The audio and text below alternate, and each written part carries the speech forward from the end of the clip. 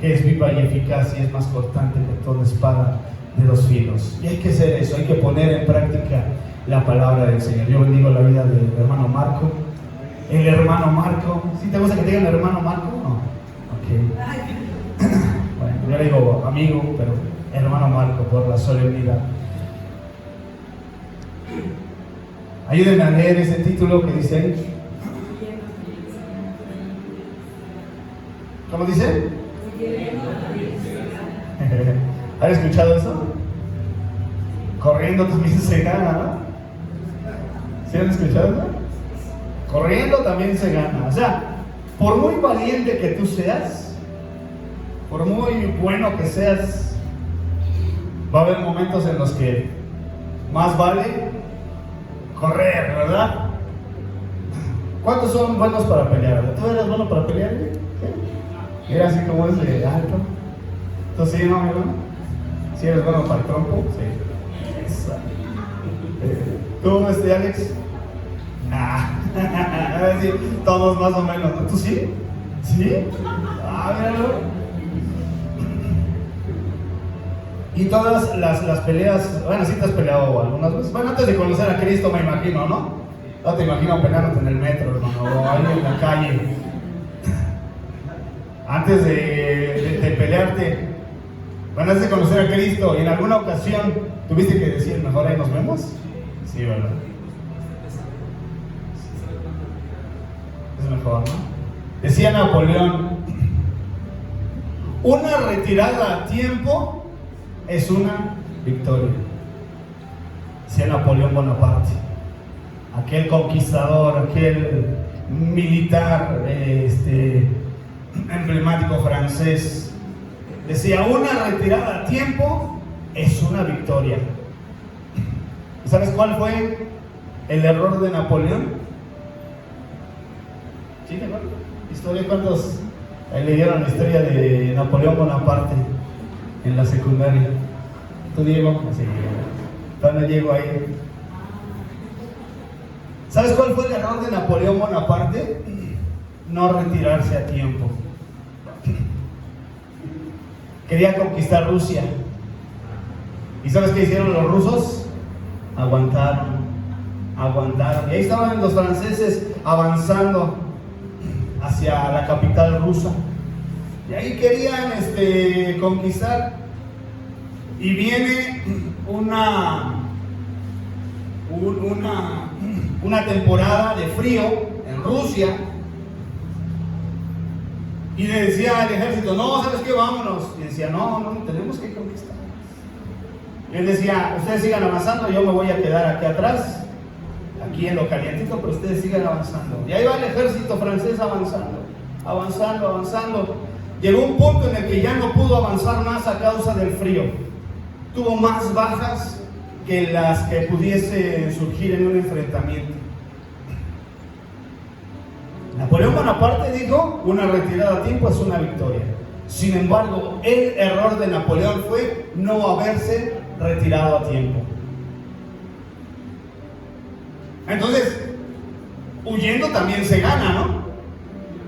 Si Napoleón hubiera sido un poquito más inteligente, hubiera dicho, me espero, o busco por otro frente, busco otro lado por donde llegar.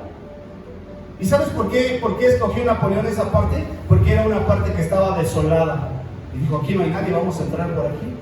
Pero a causa del frío no había gente, no había nadie. Entonces, el clima fue el peor enemigo de Napoleón. Aquella persona que dijo, si tú aprendes a correr a tiempo, vas a ganar también. Y fue el error de Napoleón. Ahora, ¿de qué se trata esto? ¿De hablar de Napoleón o de hablar de Cristo? ¿De que aprender la historia o aprender de la palabra? Bueno, esto nos enseña mucho acerca de la vida cristiana. ¿Sabes por qué? Porque acompañan a Santiago capítulo 1, versículo 12.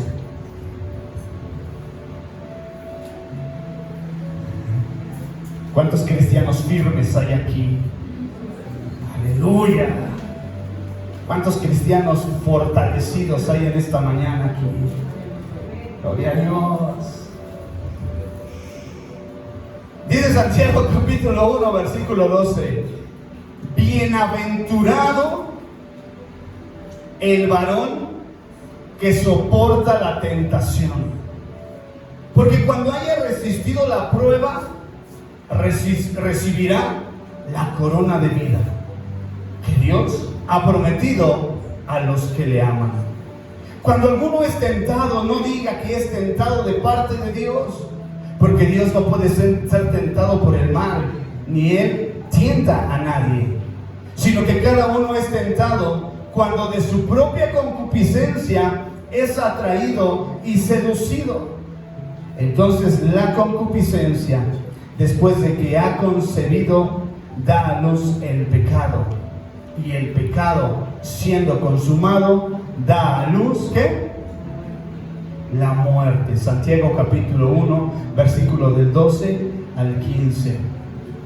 Hace 15 días te hablé acerca de ¿se acuerdan de qué hablé? ¿Ya se me olvidó? De las riquezas, acerca de aquel pasajero. Y también lo habla Santiago. Y acuérdense que estamos ahí viendo secciones. Y vamos en el capítulo 1. No sé cuánto tiempo me voy a tardar hablando del libro de Santiago. Vamos en el capítulo 1. Pero a mí se me hace extraordinario lo que escribe Santiago. Y esto para mí se me hace algo muy importante. ¿Sabes por qué? Porque recordemos que Santiago le habla y le escribe ¿a quién? A las 12 tribus que están en la dispersión. O sea, es un libro para gente que ya conocía. ¿Y por qué lo enseñamos? ¿Por qué lo leemos? Porque son enseñanzas de la vida cristiana, enseñanzas prácticas de la vida cristiana. Si tú quieres aprender o si tú quieres conocer y saber cómo ser un mejor cristiano cada día, estudia, lee, aprovecha, escudriña la carta de Santiago. Porque esto que vamos a aprender hoy, mira, es algo con lo que todos los días batallamos, con lo que todos los días vivimos. Y es, ¿sabes qué? La tentación. Si alguien hoy me dice que no fue tentado durante la semana, no le voy a creer, de verdad. No le voy a creer. Porque todos, en cualquier momento, en cualquier oportunidad, mira, somos tentados. Pero yo quiero enseñarte primero de qué vienen las tentaciones, cuál es el propósito de las tentaciones y qué hacer ante la tentación. También es importante, ¿no? Es importante saber. Pero vamos a ir desmenuzando estos versículos. Comienza Santiago diciendo, vamos a leerlo: bienaventurado el varón que soporta la tentación. Y aquí quiero que nos detengamos un poquito en esta palabra que dice bienaventurado. ¿Tú habías escuchado esta palabra, bienaventurado? ¿Sabes lo que significa la palabra bienaventurado? ¿Por qué cantamos? Bienaventurados son... así no era. Pero ¿por qué cantan? ¿Por qué decimos bienaventurado? La leemos en la palabra bienaventurado. Jesús habla de las bienaventuranzas. Salmos habla de bienaventurado. Salmo 1:1 dice: bienaventurado el varón que no anduvo en consejo de malos, ni en silla de escarnecedores se ha sentado. ¿Qué significa la palabra bienaventurado? ¿Qué quiere decir Dios cuando dice que una persona es bienaventurada? Hoy te lo voy a enseñar.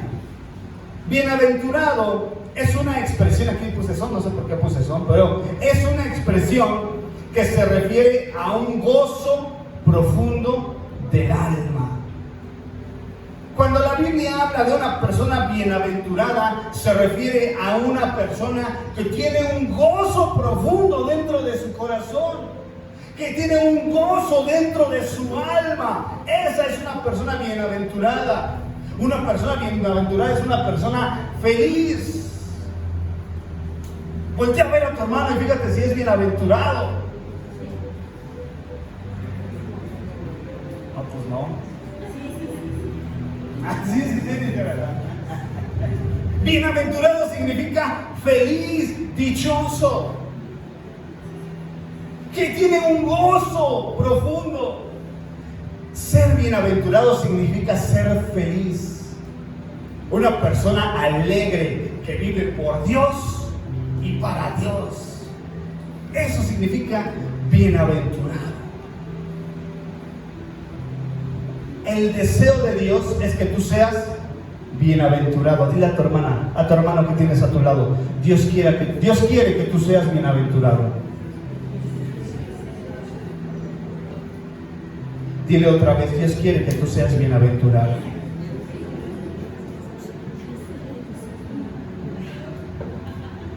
En otras palabras, Dios quiere que usted sea feliz. Dios quiere que tú seas feliz, Alex. Ese es el deseo de Dios.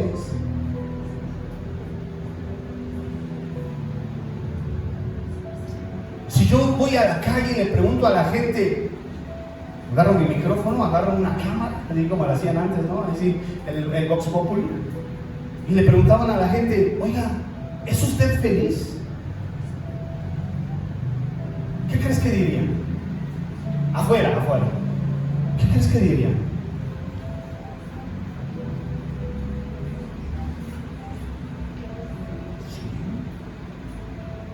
No me va mal, tengo dinero, tengo una casa, tengo una familia, tengo lo que necesito. Pero yo no le pregunté si tiene lo necesario, yo le pregunté si es feliz. Porque hay personas que tienen todo, pero no son felices. Hay personas que no tienen nada, pero son felices. También hay personas que tienen todo y son felices, por supuesto. También hay personas que no tienen nada y no son felices. O sea, también hay de los dos. Pero dice la palabra de Dios, bienaventurado. El deseo de Dios es que tú vivas feliz, bienaventurado.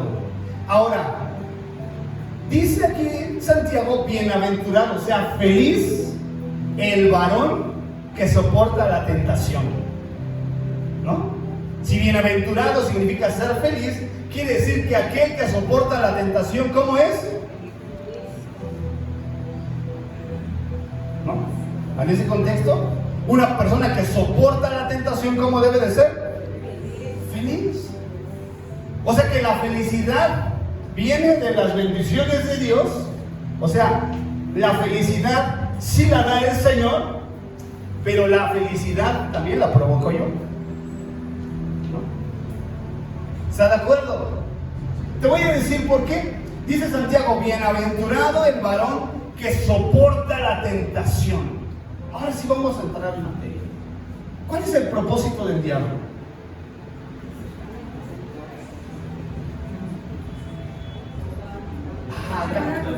Acaba de decir algo Alicia que me gustó. Hacernos infelices. El diablo no soporta que tú seas feliz. El diablo no soporta que tú vivas contento, que tú tengas un gozo. El diablo no soporta que tú tengas el gozo de Dios. Entonces el deseo del diablo es que tú vivas en una infelicidad constante, en una insatisfacción, en una tristeza profunda. Ese es el deseo del diablo. Entonces, si yo le pregunto a la gente en la calle, oiga, ¿es usted feliz? Yo entendería que por qué la gente no es feliz. Y no me sorprendería que la gente me dijera, yo no soy feliz. No me sorprendería para nada. Pero si en la iglesia, un cristiano, un hijo de Dios, una persona que lleva conociendo al Señor por años, yo le pregunto si es feliz y me dice que no es feliz, a mí me preocuparía mucho. Porque el deseo de Dios primero es que tú seas feliz. Ahora, la pregunta es, ¿por qué no eres bienaventurado? ¿Por qué no vives en esa bienaventuranza, en esa felicidad que solo Dios puede darte? Ahí está. El caer, el sucumbir ante la tentación provoca en nosotros una profunda tristeza. ¿Cómo te sientes después de haberle fallado a Dios?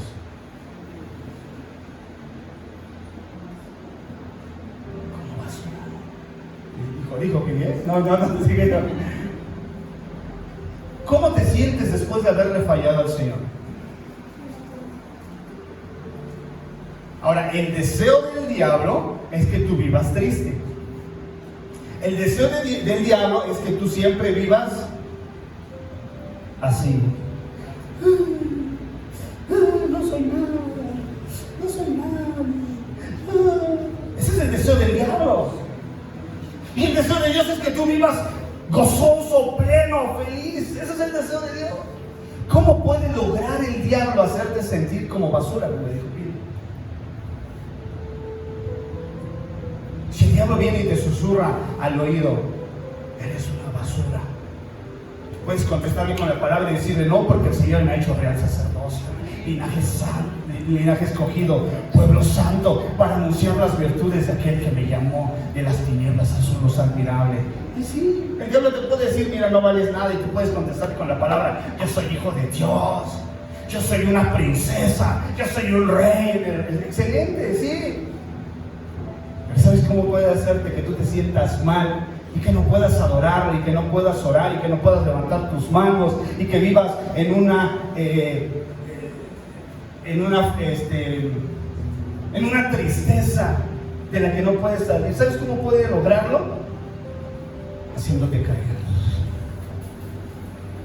Porque el pecado te aleja de Dios. Porque el pecado no permite que tú te acerques a Dios. Entonces, si durante la semana tú le fallas a Dios, tú entras por esa puerta y te sientes lo más bajo. Te sientes lo más bajo. Te sientes lo más vil y menospreciado de este mundo. Te sientes aquel que no merece el perdón de Dios. Te sientes a alguien que no merece ni siquiera voltear a ver a los ojos a Dios y te hace decir. Mira, esa expresión que dijo mi hermana, yo no leí, estaba viendo un video y entrevistan a un joven que tenía problemas con la pornografía. Y le pregunta, y están platicando con él, y le pregunta, ¿cómo te sientes después de fallarle a Dios? Y dice, me siento mal. No puedo seguir a Cristo.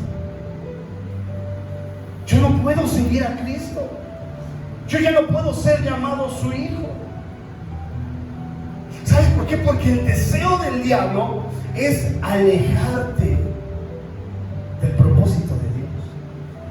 Entonces, si dice la Biblia, bienaventurado el varón que soporta la tentación, aquel varón o aquella persona que cae ante la tentación, ¿cómo se siente? Triste, indigno, miserable.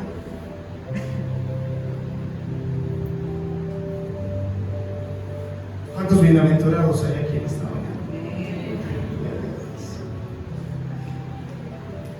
Caer en la tentación provocará tristeza.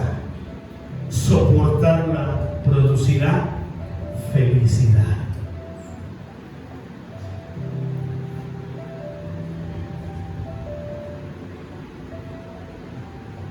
Dice aquí, porque cuando haya resistido la prueba.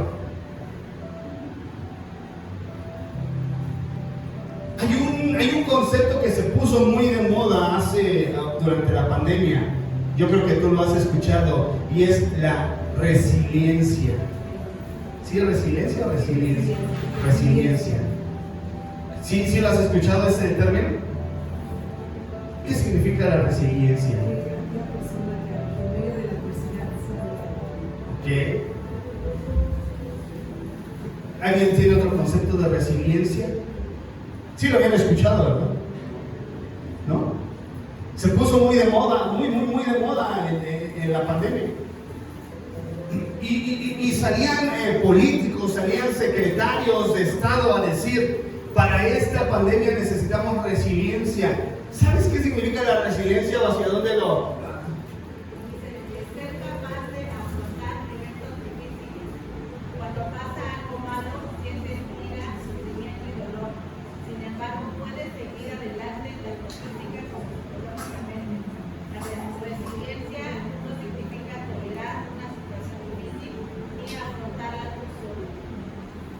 ¿Ok? ¿Sí?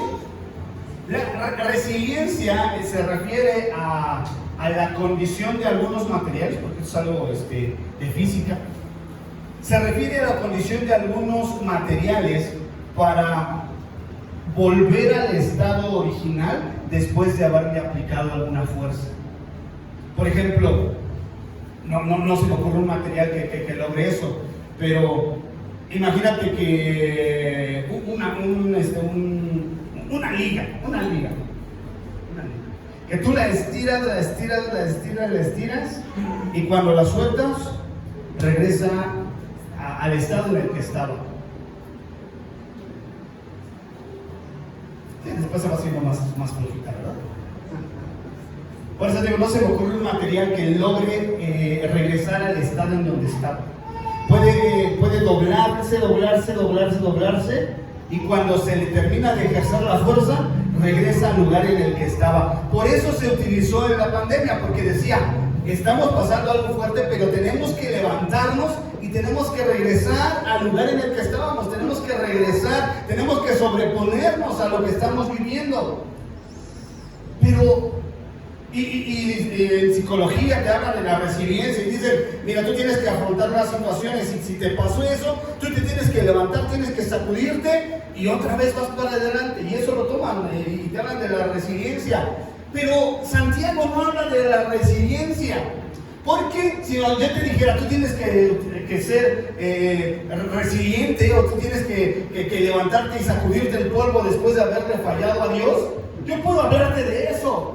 Pero Santiago no dice eso, dice que tienes que ¿qué? Que resistir.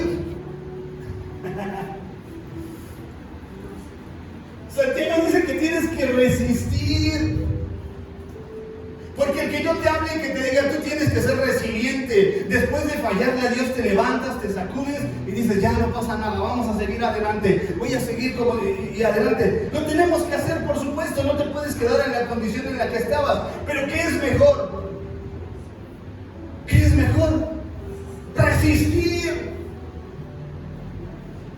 ¿Qué es mejor? No meterte ahí. Hay una predicación de un hermano que me encanta, de Dante Hebel, y se llama A solas con la serpiente. Es muy buena, A solas con la serpiente. Y habla de cómo el cristiano, escúchame bien esto, cómo el cristiano se acostumbra al pecado. Hay cristianos que se acostumbran al pecado. Hay cristianos que viven en el pecado.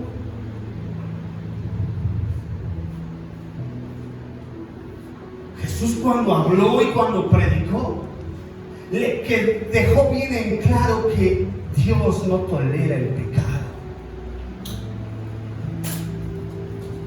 Dios no tolera el pecado, escúchalo bien. Dios no tolera el pecado.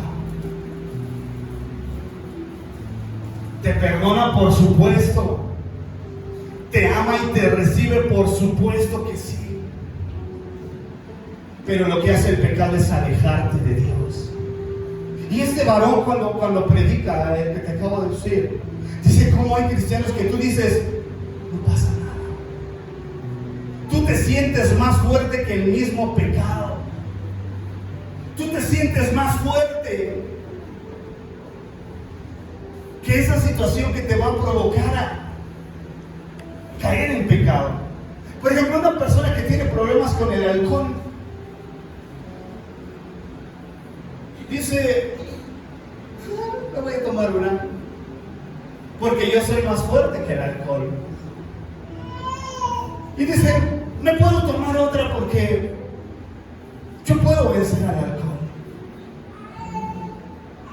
Y me puedo tomar otra porque yo soy más fuerte que esta. ¿Y sabes qué pasa? Termina viviendo en una adicción. Si vamos a un centro de rehabilitación, si vamos a un anexo, si vamos con los del Escuadrón de la Muerte y les preguntamos cómo empezó, cómo empezó con esa adicción, ¿sabes qué te van a decir? Yo pensé que iba a poder dominarlo, pero no es así. Y viven encadenados al pecado sin poder salir. Pero ¿sabes cómo ingresaron ahí? De a poquito, de a poquito y de a poquito. Hay una historia de una ilustración de un indio. Ahorita no sé si ya estaba, si no lo van a clausurar ahí en Facebook, pero un indio de la India, con un apache, mejor, era del norte. Y estaba intentando cazar conejos. Y está ahí. Y llega un amigo de él y le dice, ¿qué estás haciendo? Lo ves escarbando en la tierra. Y dice, ¿qué estás haciendo? Y dices, voy a cazar conejos. Y dice, a ver, ¿cómo le vas a hacer? Dice, te voy a explicar. Dice, primero voy a empezar a cavar un camino. Dice, pero ¿en dónde está la trampa? Y dice, no, espérate. Tú piensas que el conejo va a caer rápido en la trampa, pero los conejos son listos. Entonces lo que voy a hacer, voy a empezar a hacer un camino. Y ya. El conejo se va a acostumbrar a ese camino. Va a hacer un camino nuevo, pero va a entrar con miedo a ese camino. Y después se va a regresar y va a traer a otro y va a decir, mira, ahí hay otro camino. Y van a empezar. Y el otro va a decir, es un camino nuevo, ¿qué hay ahí? Dice, y le va a decir, no pasa nada, mira, no hay nada. Y va a traer a otro, y va a traer a otro. Y cuando estén confiados los conejos, después de una semana, ahí voy a colocar una trampa. Porque cuando comiencen a confiarse, ellos van a dejar de tener miedo y van a ser presa fácil. Así opera el diablo. Así opera el diablo. Tú piensas que una mirada no va a pasar nada. Tú piensas que un mensaje no va a pasar nada. Tú piensas que un encuentro con alguien rápido no va a pasar nada. Y de a poco, y después te vas y dices, no pasó nada, va otra vez. No pasó nada, va otra vez. Y cuando menos piensas, estás en las garras del pecado. Estás en las garras del pecado. Por eso dice Santiago, bienaventurado el varón que soporta la tentación. Soporta. Resiste. La resistencia es la fuerza personal que tenemos para mostrarnos más firmes ante la adversidad. La resistencia es esa condición humana que tenemos de aguantar sin doblegarnos.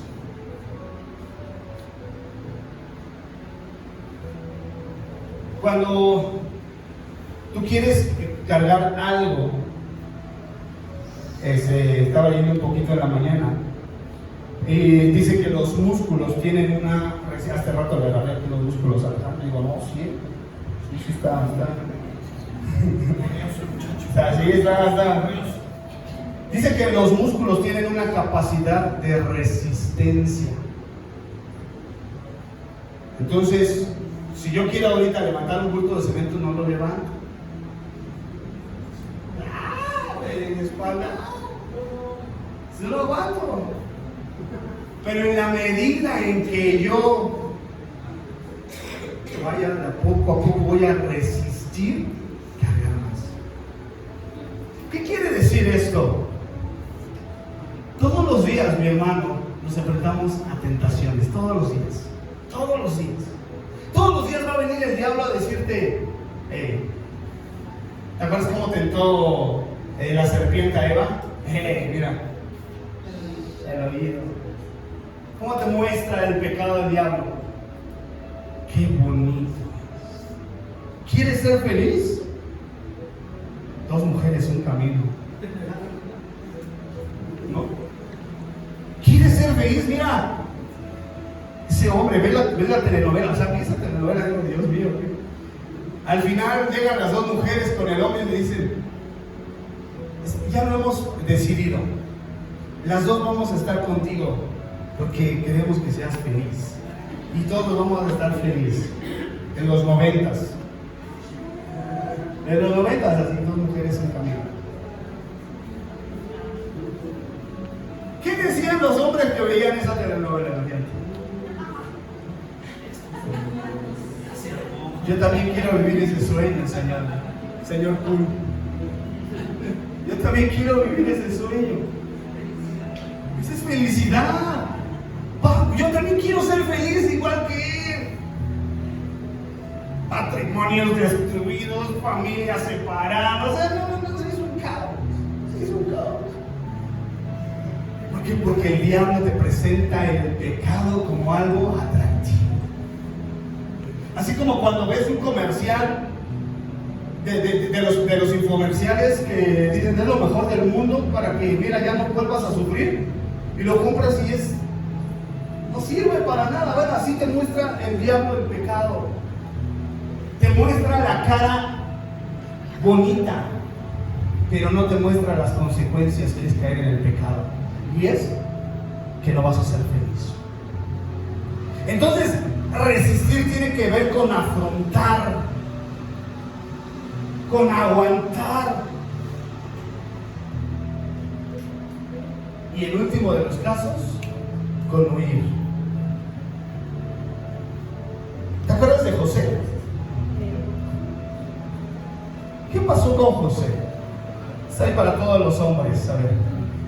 Una enseñanza para todos los varones, a ver. La esposa de Potifar.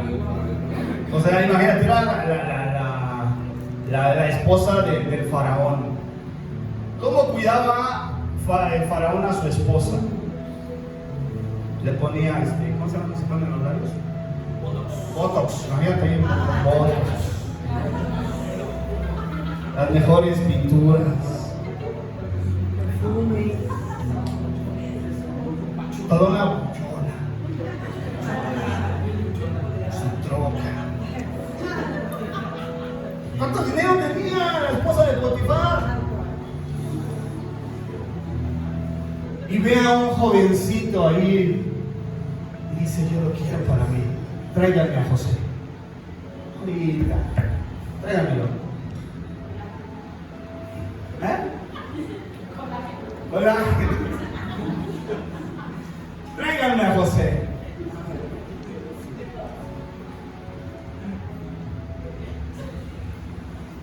¿Ha escuchado esa frase de ¿a quién le dan pan que llore? Se da la oportunidad. José tenía la oportunidad. Ahí estaba. Pero ¿sabes qué hizo José? Hizo lo que dice la Biblia, resistió al diablo. Hizo lo que todos nosotros como hombres tenemos que hacer cuando se nos presenta una oportunidad de ese tipo. Y lo que todos los cristianos tenemos que hacer cuando el diablo nos muestra el pecado. ¿Sabes qué fue? Correr. Cuando sientas que estás metiéndote al pecado, cuando veas el peligro, es momento de resistir y decir no. Si te empiezan a llegar mensajes de qué guapo estás, mira, es mejor bloquear y tirar ese teléfono. Si te llegan mensajes o si comienzan a mandarte un sticker de corazón, un qué guapo estás. Le estaba dando una clase a unos jóvenes y les decía, mira, el diablo es tan astuto que sabe por dónde llegarnos. El hombre es atraído, ¿sabes cómo? ¿Sí sabes por dónde eres atraído, hombre? Por los ojos. Por los ojos somos atraídos. ¿Saben por qué los hombres vemos la diferencia entre una pantalla 4K, Full HD, 3D? Y la mujer dice, pues ya mientras esté grandota con eso está bien. Pero los hombres vemos los colores, los hombres vemos lo nítido de los colores, porque nosotros somos atraídos hacia los colores, por la vista, perdón. Pero la mujer, ¿sabes cómo es atraída y cómo puede ver? A través del oído.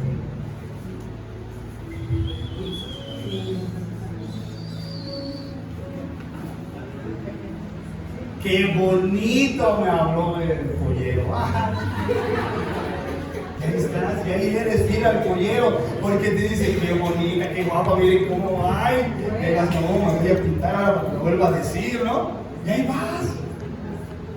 Pero el hombre es atraído a través de la vista. Entonces el diablo va a utilizar cualquier artimaña para mostrarte. Entonces cuando tú, hombre, si te atraviese algo ahí en tu celular, huye, cierra, apaga, desecha, corta. Cualquier oportunidad que tenga el diablo para hacerte caer. Cualquier oportunidad que tenga el diablo para hacerte caer.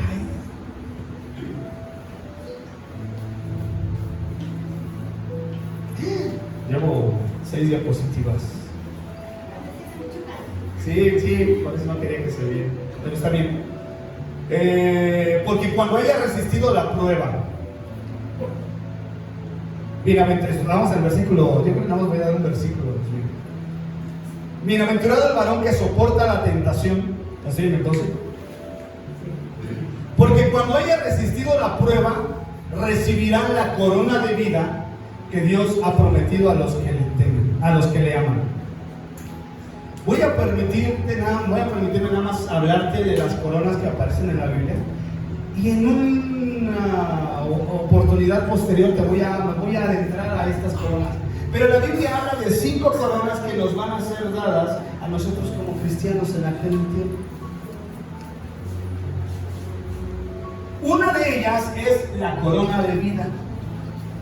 Dice la Biblia, después, bienaventurado el varón que soporta la tentación, porque cuando haya resistido, le será colocada la corona de la vida.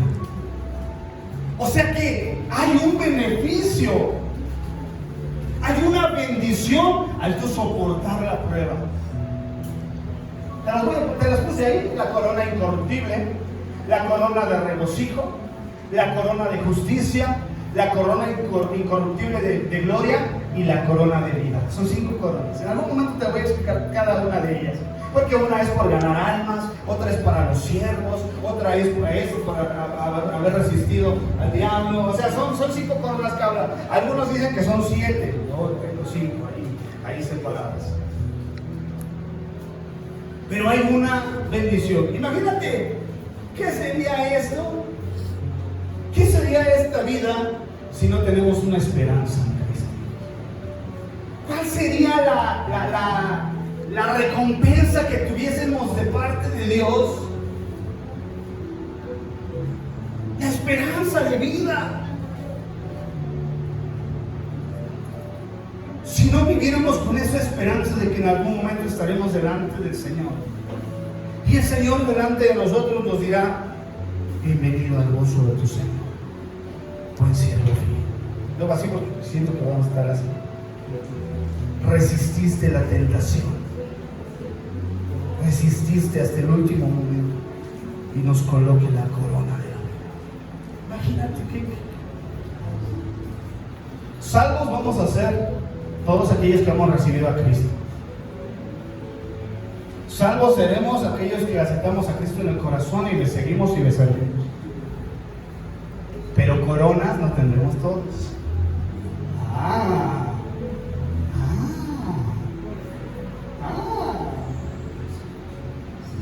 Yo sí quiero mi corona. Ahora, ¿qué sería de la vida de una persona que no tuviera esta esperanza?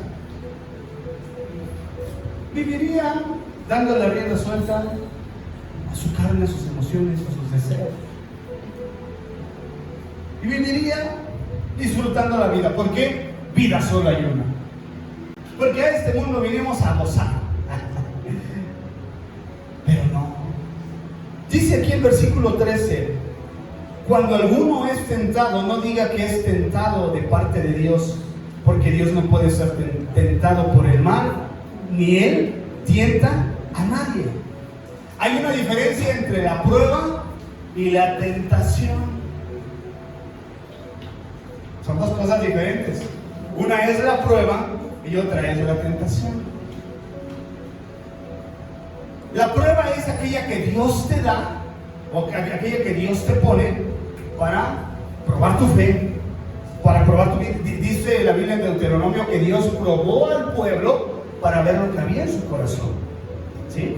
Dios prueba. Pero las tentaciones no vienen de Dios. ¿De quién vienen?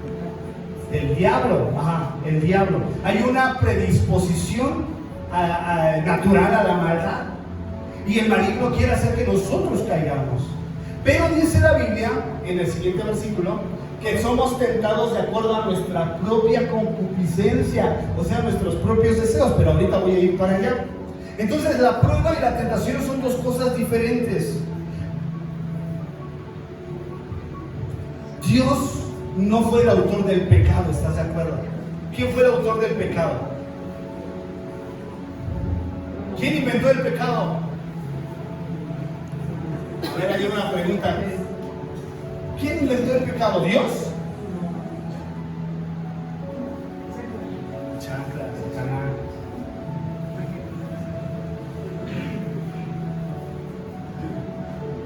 Si el pecado es todo aquello que ofende a Dios, si el pecado es, en el original significa no dar en el blanco, como los competidores en las Olimpiadas cuando están al tiro con arco, y que no le dan en el centro, ahí en el blanco, y le dan hasta por allá, por acá. Pecado significa no dar en el blanco, en el original griego. ¿Quién fue el autor del pecado entonces? El diablo. El diablo, porque dijo, con que Dios dijo esto, con que Dios les dijo que hicieran esto, pues no, ustedes pueden hacer eso. Y cambió toda la verdad y provocó que el mismo hombre cayera. Ahora, ¿quién fue el primero que pecó? Satanás, porque fue aquel que se rebeló contra Dios. Fue el que se rebeló contra la autoridad de Dios y por eso fue desechado y fue enviado a la tierra. Por eso fue enviado a un lugar de tormento que está preparado para ello, por supuesto. Pero el deseo del diablo es que todos aquellos que han decidido seguir a Cristo también caigan, y también pequen y también se rebelen contra la autoridad de Dios. También se rebelen contra la autoridad de la palabra. Por eso hay personas que dicen, ¿cómo la Biblia dice que yo no debo de hacer esto si yo quiero hacerlo? ¿Cómo Dios me pide que no haga esto si yo todavía estoy joven para hacerlo? Bueno, eso es rebelarse contra la autoridad de Dios, es rebelarse contra la autoridad de la palabra, y eso es pecado. Por eso yo te dije hace un momento que Dios no tolera el pecado. No es que no te tolere a ti, es que no tolera el pecado. Porque a ti te ama, porque a ti te acepta, porque a ti te perdona. Pero el pecado es aquello que no tolera el Señor. Ya, rápido. 45 minutos llevo, ¿verdad? Sino que cada uno es tentado cuando de su propia concupiscencia es atraído y seducido. ¿A cuántos les gustan las carnitas? Así de tacos. ¿Cuántos les gustan?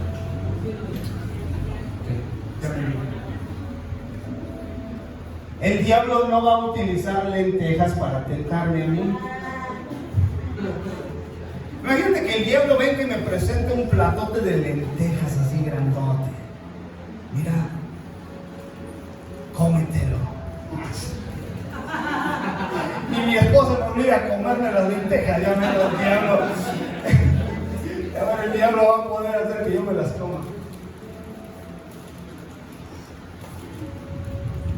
Pero si te pone un puerco así completo, así. No, pues rápido, ¿no? Pa' pronto. Quiere decir que el diablo utiliza lo que a nosotros nos gusta para tentarnos. Entonces, Si el diablo te muestra algo, es porque sabe que eso es lo que a ti te gusta. En otras palabras, el diablo sabe de qué pie cojeas. Porque cuando tú estás en tu soledad, déjame decirte esto, cuando tú estás en tu soledad no estás tan solo como tú piensas. Cuando tú estás ahí solo en tu cuarto pensando un sinfín de cosas o haciendo un sinfín de cosas y tú dices, aquí no hay nadie, nadie me ve, ¿qué crees? Que sí hay. Está Dios primeramente y está también el diablo. Entonces el diablo sabe lo que tú haces a escondidas. El diablo sabe perfectamente lo que tú haces cuando todos están dormidos, cuando ya no hay nadie, cuando no hay nadie en casa. El diablo sabe perfectamente lo que tú haces cuando tú piensas que nadie te está viendo. Cuando estás hasta allá, hasta Toluca, ahí donde nadie me ve, ahí está Dios y también está el diablo. Y el diablo va a utilizar aquel patrón de conducta que tú tienes y que tú repites. Y el patrón de conducta es, le presento el pecado, cae en el pecado, se siente mal, llega a la iglesia y llora, le pide perdón a Dios, sale de la iglesia, llega a su casa, le vuelve a presentar el pecado, vuelve a caer, vuelve a arrepentirse, vuelve a llegar a la iglesia, le vuelve a pedir perdón a Dios, vuelve a llegar a su casa, le vuelve a presentar el pecado, vuelves a caer, le vuelves a pedir perdón a Dios, vuelves a llegar a... Y es un patrón de conducta. Una y otra, y otra, y otra, y otra vez. Pero el pecado no es feo. Las consecuencias del pecado sí. Pero el pecado no es feo. El pecado, el diablo lo muestra como algo a los ojos, a los oídos, a los sentidos, es algo atractivo. Pero dice la Biblia, y así te puse a este hombre que está ahí, porque dice, cada uno es tentado conforme a su propia concupiscencia, conforme a sus propios deseos. Tus deseos los conoce Dios y los conoce el diablo. Este término concupiscencia se refiere a un deseo intenso de obtener un placer. Hay una glándula, ayúdenme ahí, no sé si es... ¿Cuál? Sí, cuando una persona está ansiosa por la serotonina, es esa sustancia que segrega el cuerpo cuando, es un poquito más eso, perdóname si digo algo que no es, hay un deseo de algo porque tú estás nervioso y hay personas que fuman y el cuerpo... No es el cigarro en sí el que te genera ese placer, sino que tu cuerpo al tener contacto con ese instrumento, con ese artefacto, suelta esa sustancia, la serotonina, para que tu cuerpo se sienta así. Y con el cigarro, con la bebida, con lo que tú quieras, Entonces, el cuerpo no se hace tanto adicto al cigarro o a la bebida, sino a la sustancia que genera el cuerpo, a la serotonina.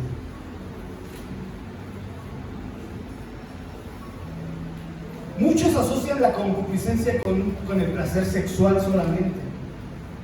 Esta es una de las áreas principales en las que se manifiesta, por supuesto, pero también puede ser un deseo desmedido de obtener riquezas, placeres terrenales, inclinación a dejarse llevar por los deseos descontrolados. El versículo 15 es lo que te decía. Entonces la concupiscencia, después de que ha concebido, da a luz al pecado. Y el pecado, siendo consumado, da a luz la muerte.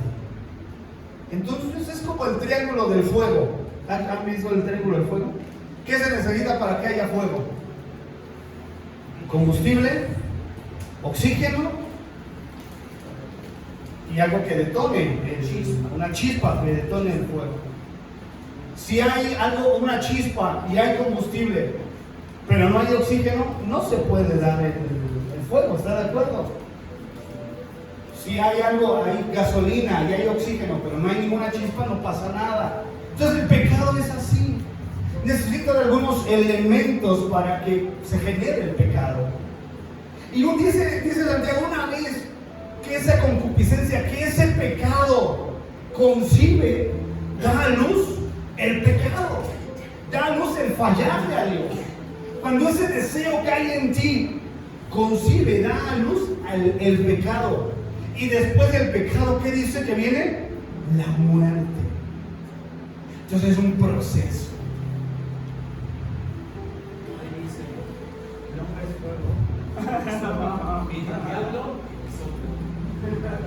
Sí. Puede haber fuego, puede haber ¿qué? Estopa. Pero si no permites que el diablo venga y sople, dirá, no pasa nada. Jóvenes,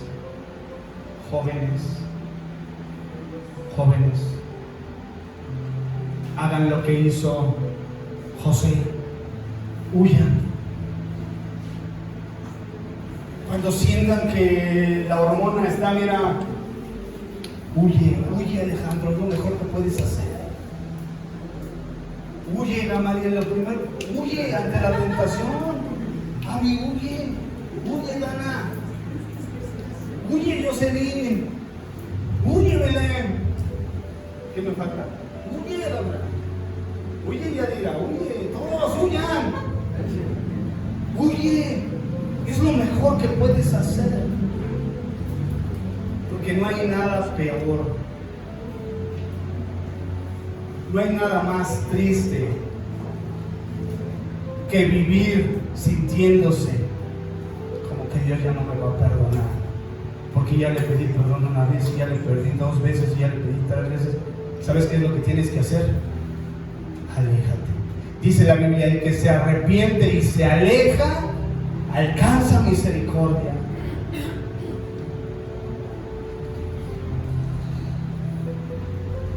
Y voy a terminar con esta historia. Dice que había un piloto de la Fuerza Aérea más grande del mundo. Y era el mejor piloto que existía. La mayor tecnología, el mejor avión que existía. Un jet supersónico, capaz de traspasar la barrera del sonido en cuestión de segundos. Iba en el avión y por su experiencia él empezó a escuchar un sonido raro dentro del avión y empezó a revisar controles y dijo, todo está bien, no hay nada. Y empezó a ver tableros y dijo, no hay nada, todo está bien. Y comenzó a elevar un poquito el avión para que le dé tiempo de maniobrar. Suelta los controles y voltea y había una rata comiendo los cables en el avión. Y se espanta y dice, Dios mío, una rata. Y no porque le tuviera miedo a la rata, sino la catástrofe que iba a acarrear que esa rata estuviera ahí. ¿Tú qué hubieras hecho ante esa situación? Pongo parking, bajo y la piso. No había manera de hacer. ¿Qué harías ante esa situación? Bueno, él hizo algo de acuerdo a su experiencia.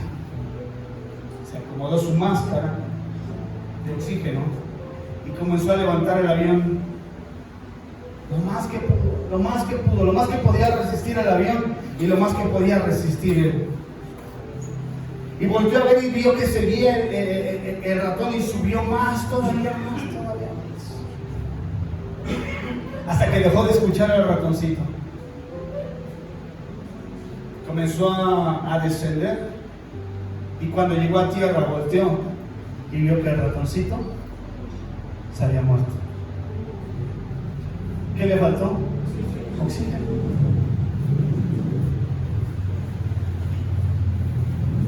El pecado es como esa ratita en tu vida. Si hay una rata en tu casa, haces hasta lo imposible por encontrarla y por sacarla. Nadie le da la bienvenida a la rata y le dice, te estábamos esperando, qué bueno que llegaste. Nadie le hace un mole a la ratita, ¿verdad? Para darle la bienvenida, ¿no? Entonces, ¿por qué permites que el pecado llegue y entre como si no? Si tú no sacas a la rata te va a destrozar. Te va a destrozar el papel, te va a destrozar la comida, te va a destrozar cables, todo. Y es muy silencioso. Cuando se metía aquí una rata, ¿se acuerdan? Que nada más estábamos aquí, aleluya, y veníamos a la rata, y ya le pusieron veneno y todo, y dijimos, pues yo creo que ya se murió. Y ya abríamos por allá atrás y ya sacaban cosas y estaban cosas rotas. Algunas, unos trapos que teníamos allá atrás se los comió. Dijimos, no puede ser, la rata. Ya después encontramos una chiquitilla y bueno, sí surtió el efecto del veneno. Pero nadie permite que ese tipo de animales convivan pacíficamente en la casa. Porque algo tarde o temprano va a ser. Entonces, ¿por qué tú permites el pecado? Porque el pecado es algo similar. El pecado es algo que se mete. Y aunque tú quieras ignorar de que no pasa nada, mira, está destruyendo tu vida, está destruyendo tu felicidad, está destruyendo tu relación con Dios, está destruyendo tu relación con tu familia. Entonces ese animalito del avión simboliza eso, el pecado. ¿Y sabes qué tenemos que hacer nosotros? Así como hizo este hombre. Subir. Y entre más cerca estés de Dios, más lejos estarás del pecado. Entre más tú te acerques a Dios, más harás morir el pecado. Decía Pablo, el pecado que mora en mí. Pablo, el predicador, el apóstol, el que sembró iglesias, el que fue, recorrió el mundo predicando la palabra, él dijo, el pecado que mora en mí. Qué miserable de mí, lo que no quiero hacer, eso hago. Pero él encontró la fortaleza en el Señor. En la medida en que tú te acerques más a Dios y en la medida en que tú hagas que el Espíritu viva en ti, harás morir el pecado, como esa ratita. No te desgastes. No vivas triste, no vivas, no, vive más cerca de Dios. Vive más cerca de Dios, porque entre más cerca estés de Dios, más lejos vivirás del pecado. Ponte de pie, por favor.